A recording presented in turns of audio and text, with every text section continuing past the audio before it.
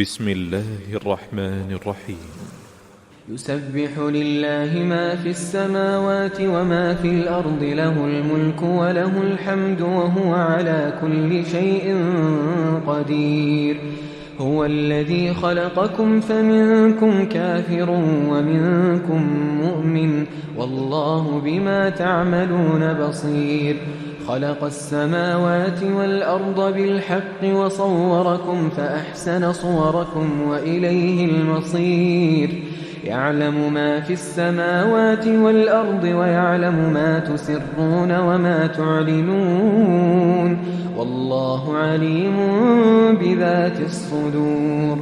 ألم يأتكم نبأ الذين كفروا من قبل فذاقوا وبال أمرهم ولهم عذاب أليم.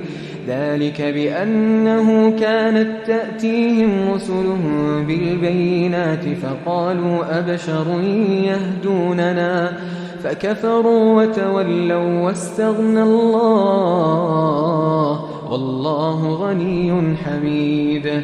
زعم الذين كفروا أن لن يبعثوا، قل بلى وربي لتبعثن ثم لتنبؤن بما عملتم وذلك على الله يسير. فآمنوا بالله ورسوله والنور الذي أنزلنا، والله بما تعملون خبير.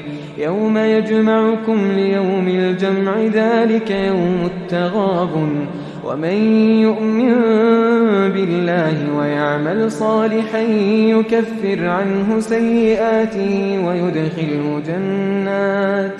ويدخله جنات تجري من تحتها الأنهار خالدين فيها أبدا، ذلك الفوز العظيم.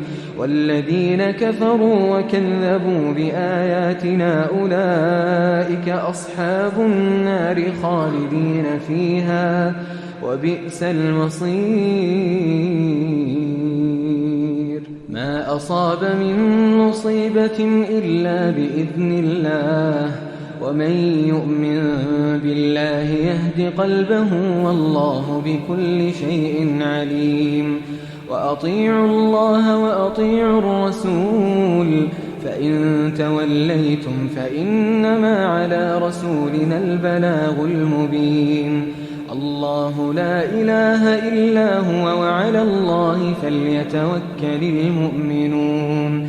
يا أيها الذين آمنوا إن من أزواجكم وأولادكم عدوا لكم فاحذروهم، وإن تعفوا وتصفحوا وتغفروا فإن الله غفور رحيم.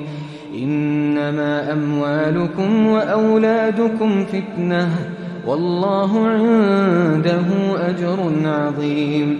فاتقوا الله ما استطعتم، واسمعوا وأطيعوا وأنفقوا خيرا لأنفسكم، ومن يوق شح نفسه فأولئك هم المفلحون.